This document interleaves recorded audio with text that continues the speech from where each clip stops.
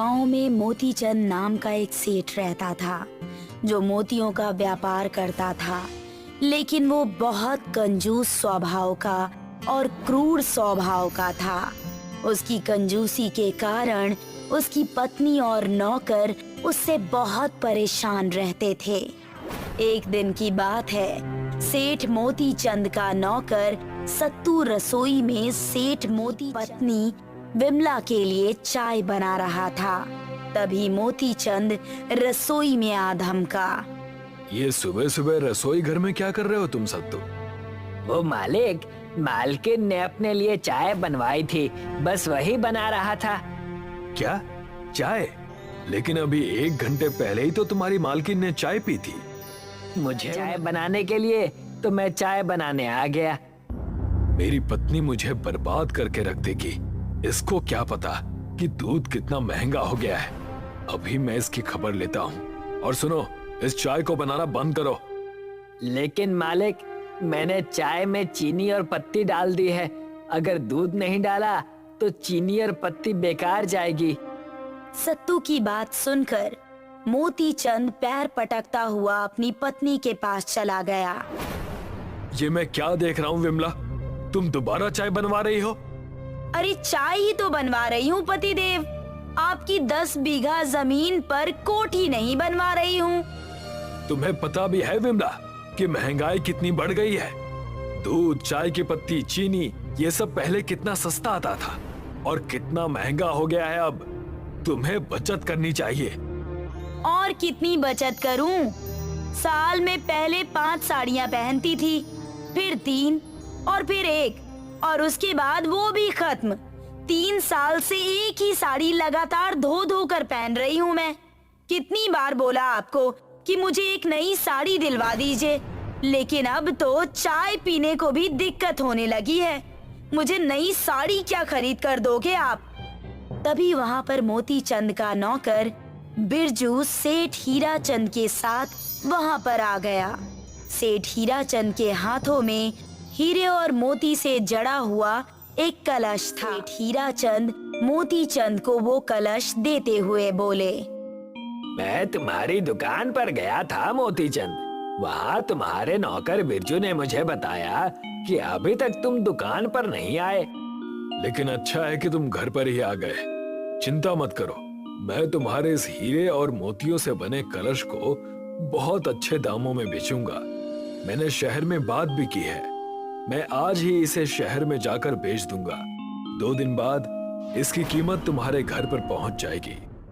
सेठ हीराचंद बिरजू के साथ वहाँ से चले गए। मोतीचंद वो कलश सत्तू को पकड़ाते हुए बोला, इस कलश को मेरे कमरे में संभाल कर रख दो। तब तक मैं अपने पड़ोसी और बिजनेस पार्टनर मोहन को बुलाकर लाता हूँ। वो भी मेरे साथ शहर चलेगा। सत्तू उस कलश को सेठ मोतीचंद के कमरे की अलमारी में रखाया, मगर वो नहीं जानता था कि उस कमरे में बिरजू पहले से ही छिपा हुआ था। बिरजू कलश चुराकर खिड़की से ही बाहर चला गया। अपने पार्टनर मोहन के साथ वापस आया। जाओ वो कलश ले आओ। मगर सत्तू जैसे ही कमरे में पहुंचा तो उसने देखा कि कमरे में कलश मौजूद ही नहीं था। वो समझ गया कि कोई चोर खिड़की के रास्ते से कमरे में आया था। सत्तू अपने मालिक के पास पहुंचा। मालिक, कलश चोरी हो गया। दिमाग तो ठीक है तेरा। 5 मिनट में कलश चोरी कैसे हो सकता है? सीधी तरह से बता कि कलश को तूने कहाँ छुपाया है। मैंने कुछ नहीं किया मालिक। लगता है कोई पहले से ही घात लगाकर बैठा हुआ था। खिड़की खुली थी या तूने पहले से ही चोर के लिए खिड़की खोल रखी थी? मैं कुछ नहीं जानता। मुझे किसी भी हाल में कलश चाहिए। अरे क्या बात कर रहे हो मोतीचंद? मारो इसे, ये मार खाकर ही बोलेगा। तू मेरे घर में बरसों से नौकरी कर रहा है, इसीलिए तुझे अभी पुलिस के हवाले नहीं कर रहा हूँ। कल सुबह तक अगर तूने मुझे कलश नहीं लाकर दिया तो तुझे और तेरी पत्नी बिंदिया को जेल में सड़वा दूंगा। सत्तू रोता हुआ गया।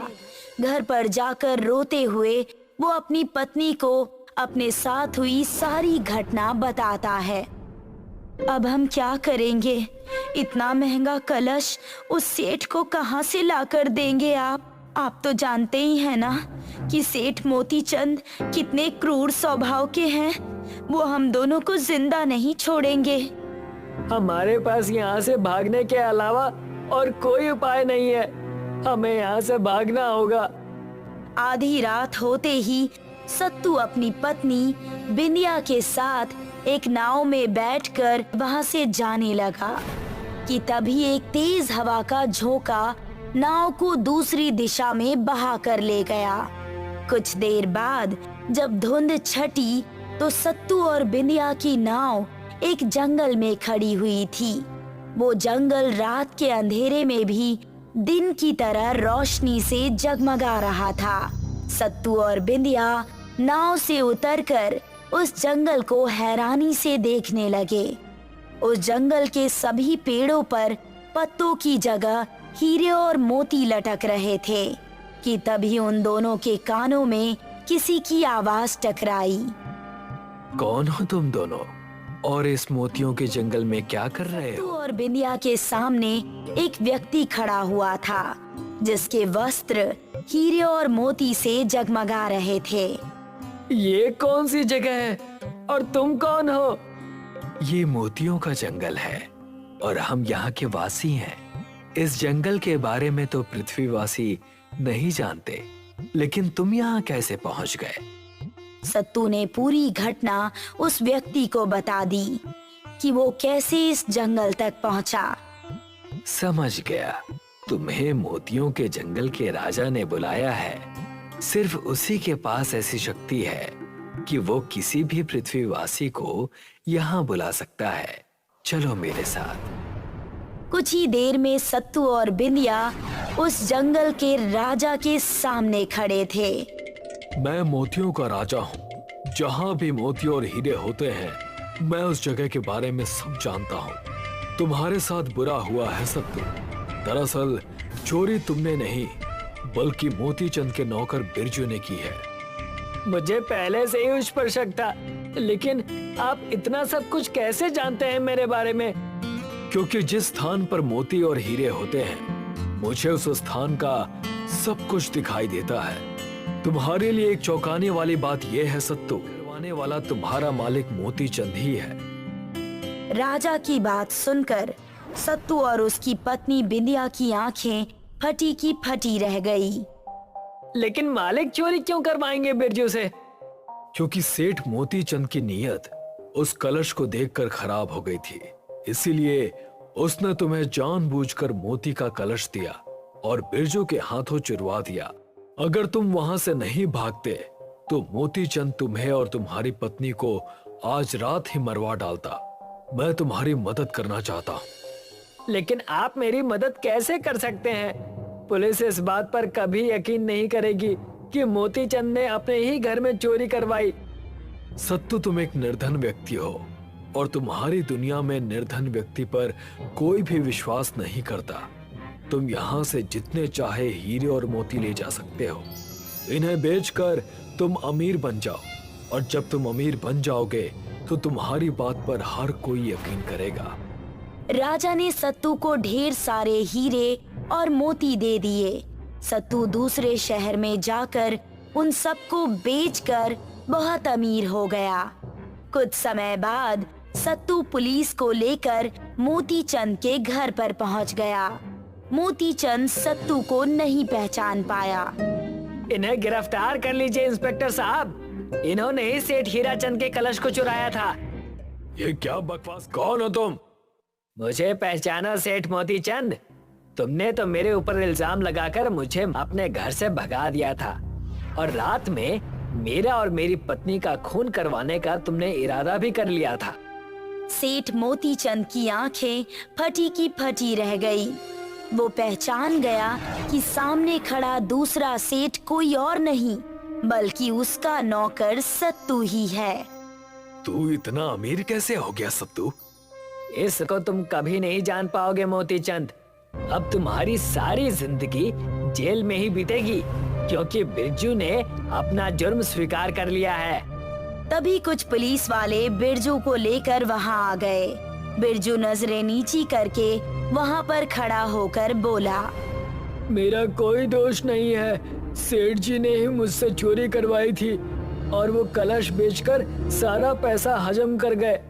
और सेठ हीराचंद को यही लगा कि कलश सत्तू ने चुराया था और वो रात में गांव छोड़कर भाग गया।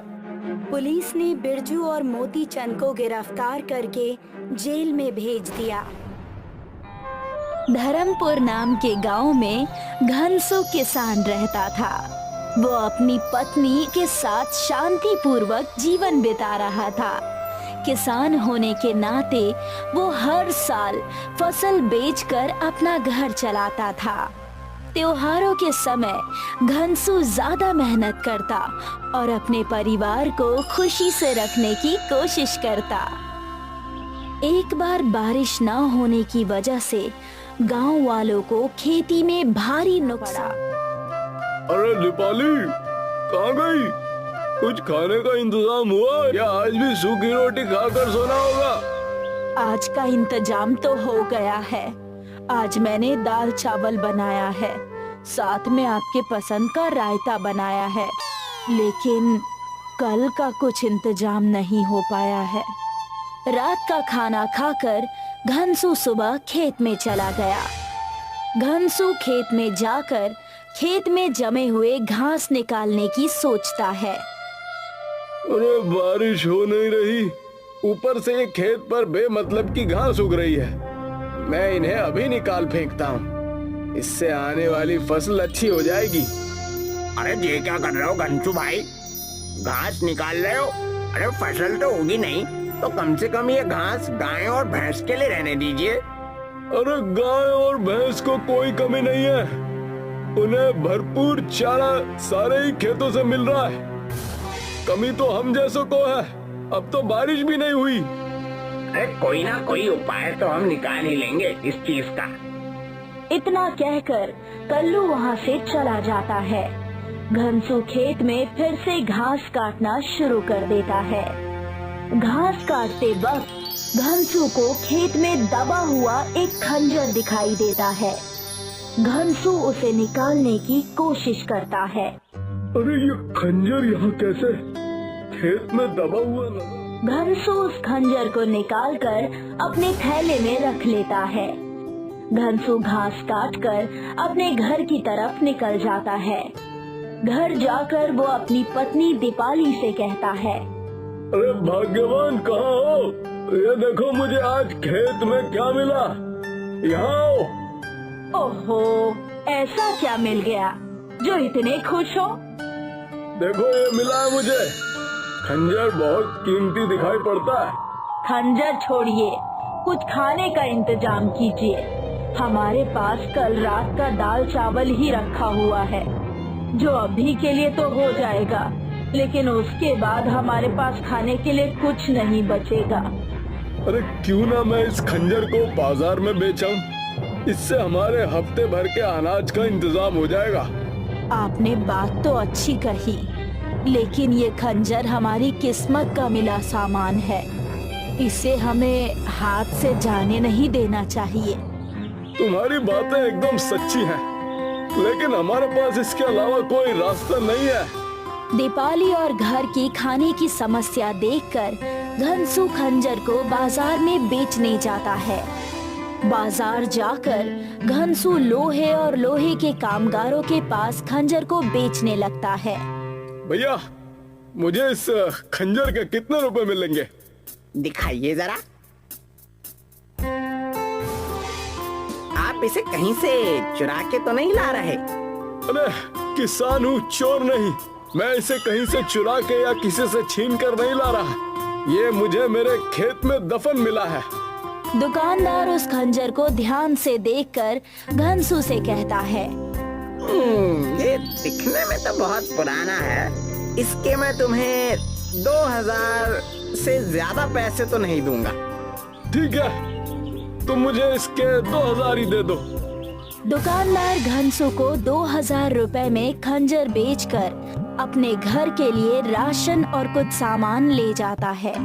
ये देखो भाग्यवान, मैं क्या लेकर आया हूँ। मैं अपने घर के पूरे 2 हफ्ते का राशन और कुछ घर का सामान ले आया हूँ। अब हमारे 2 हफ्ते बहुत अच्छे गुजर सकते हैं। तुम्हारी लॉटरी तो नहीं लग गई? इतना सारा सामान कहाँ से लेकर आ गए? मैंने वही खंजर बाजार में जाकर लोहार को बेच दिया। उसने मुझे पूरे 2000 रुपए दिए। घनसू ने सारी बात दीपाली को बताई और इत्मीनान से खाना खाकर सो गया। दूसरे दिन वो खेत में जाकर घास काटने लगा और वहाँ उसे फिर वही खंजर जमीन में धंसा हुआ मिला। अरे ये क्या, ये तो वही खंजर है। ये यहाँ कैसे आया? कहीं मैं सपना तो नहीं देख रहा? ये संभव नहीं हो सकता। घनसू खंजर को खेत से निकालकर अपनी पत्नी दीपाली के पास लेकर चला जाता है और हैरान होकर उससे कहता है, ये देखो, मुझे फिर से वही खंजर हमारे खेत में मिला। ये वही खंजर है जिसे मैं कल बाजार में बेच कर आया था। ये कैसे हो सकता है? ये हमारे खेत में फिर से कैसे आ सकता है? कहीं ये जादुई खंजर तो नहीं? मैं भी वही सोच रहा हूँ, ये शायद कोई सपना है। कल ही मैं इतना सारा सामान इसे बेच कर लाया। इसकी वजह से कहीं हम किसी मुसीबत में ना पड़ जाएं। तो मैं इसे फिर से बेच दूं? हमारे पूरे महीने का राशन हमारे पास आ जाएगा और हमें कुछ काम भी नहीं करना पड़ेगा। दोनों पति पत्नी आराम की जिंदगी बिताएंगे। नहीं, अब हम इस खंजर को नहीं बेचेंगे। दीपाली की बात मानकर घनसू खंजर को एक बक्से के अंदर छुपाकर रख देता है। देर रात उस बक्से से एक रोशनी आना शुरू हो जाती है। वो रोशनी इतनी तेज होती है कि रात में भी उन्हें दिन जैसा लगता है। सुनिए जी, उस बक्से में से रोशनी आ रही है। ये जरूर उस खंजर की रोशनी है। मुझे भी ऐसा ही लग रहा है। इन्हें बातें करता हुआ देखकर उस बक्से से आवाज आना शुरू हो जाती है। बक्सा जोरों से हिलने लगता है। ओए माँ, भागो यहाँ से, ये बक्सा तो हिलने लगा। भूत, भूत! रुक जाओ, बक्सा खोल कर देखते हैं, जरूर कोई बात होगी। घनसू जाकर उस बक्से को खोल कर देखता है। हट जाइए वहाँ से, कहीं कोई अपशगुन न हो जाए। घनसू और दीपाली की बात सुनकर वहाँ पर उनका पड़ोसी कल्लू भी आ जाता है। अरे क्या हुआ दीपाली बहन, इतनी रात को ये कैसा हंगामा? वो देखिए, वहाँ पर हमारे बक्से से रोशनी और कुछ आवाजें आ रही है। इसमें से तो कोई आवाज नहीं आ रही। जरूर आप दोनों को कोई गलतफहमी हुई है, वरना ऐसा कभी हो सकता भला? इतना कहकर कल्लू वहाँ से चला जाता है। उसके जाते ही बक्से से आवाज आती है। मैं वहाँ से कैसे बचकर आया, मैं तुम दोनों को बताता हूँ। दोनों पति पत्नी डर जाते हैं और बक्से से पीछे हट जाते हैं। ठहर जाओ, भागो नहीं, मैं तुम्हें कोई नुकसान नहीं पहुँचाऊंगा। अरे कौन हो तुम और हमसे क्या चाहते हो? मैं कौन हूँ? मैं तुम्हारे खेतों की सदियों से रक्षा कर रहा हूँ, तुम्हारे पुरखों के समय से, और तुम मुझसे पूछ रहे हो कि मैं कौन हूँ? क्या चाहते हो तुम हमसे? क्या चाहता हूँ? तुम दोनों क्या चाहते हो? तुम दोनों ने मुझे उस लोहार के पास बेच दिया।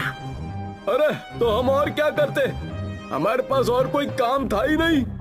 घनसू और दीपाली इस बात को समझ नहीं पाते कि उनके साथ क्या हो गया। तुम हमसे चाहते क्या हो? यही कि तुम मुझे फिर से अपने खेत की दाईं तरफ गाड़ दो और कमाल देखो, तुम्हारी तरक्की होगी।